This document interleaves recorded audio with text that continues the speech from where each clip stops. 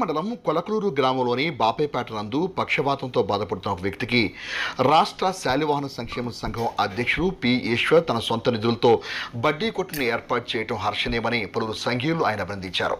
తెనాలి మండలం కొలకలూరు గ్రామం బాపేపేటలోని టి సాంబశివరావు పక్షవాతం కారణంగా శ్రమించి పనులు చేసుకునే స్థితిలో జీవనోపాధి కోసం బడ్డీ కొట్టు ఇప్పించాలని కోరిన వెంటనే సంఘ చైర్మన్ ఈశ్వర్ సొంత నిధులతో బడ్డీ కొట్టును ముఖ్యమంత్రి చంద్రబాబు నాయుడు జన్మదినోత్సవం సందర్భంగా లబ్ధిదానికి సోమవారం అందజేసి ప్రారంభించారు. ఈ సందర్భంగా సంఘీయ నాయకులు ఈశ్వర్కు అభినందనలు తెలిపారు.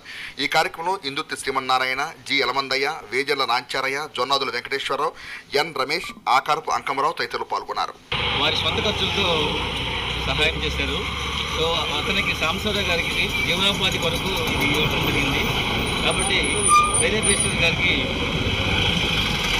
భగవంతుడు ఆర్థికంగా ఇంకా మంచిగా ఇచ్చి ఇంకోటి సహాయాలు ఎక్కువ చేయాలని ఈ తెనాలి శాలివాహన సంఘం తరఫున మేము కోరుతున్నాం. ఇక్కడ ఈ గ్రామం రోడ్డు పక్కనే నివసిస్తున్న శాలివాహన కుటుంబాలన్నీ కూడా చాలామంది ఉన్నాయి. ఈ రోడ్డు పక్కనే ఉంది కాబట్టి నేను ఫోటోస్టాట్ను స్టేషనరీ పెట్టుకుంటానంటే మరి ఈ రోజున పిటి ముఖ్యమంత్రి నారా చంద్రబాబు గారు జన్మదినాన్ని పురస్కరించుకొని ఇతనికి ఇవాళ బడ్డీ కొట్టు ఇవ్వడం జరిగింది.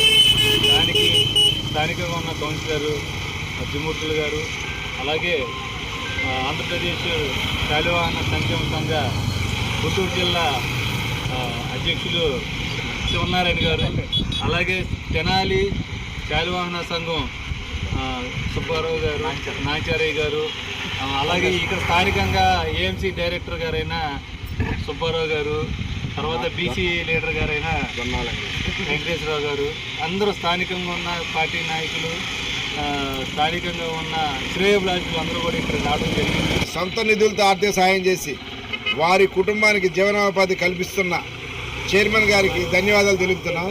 అదేవిధంగా బీసీల్లో కుమ్మరులు అనేక రకాల కులాలు ఉన్నారు.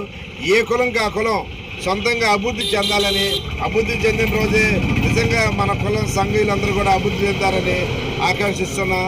అదేవిధంగా ఈ కొలకలూరు గ్రామంలో చైర్మన్ గారు చేసిన ప్రత్యేకత ఏంటంటే వాళ్ళు అడగంగానే సొంత నిధులతో సమకూర్చడం. అంటే చాలామంది రాజకీయ పదవులు అనుభవిస్తారు, అది అనుభవించిన సొంత నిధులతో ఎవరూ చేయరు. అట్లాంటి మహోన్నతమైన మంచి మనస్తత్వంతో ఉన్న ఈశ్వర్ గారికి మరొకసారి ధన్యవాదాలు తెలుపుతున్నాం.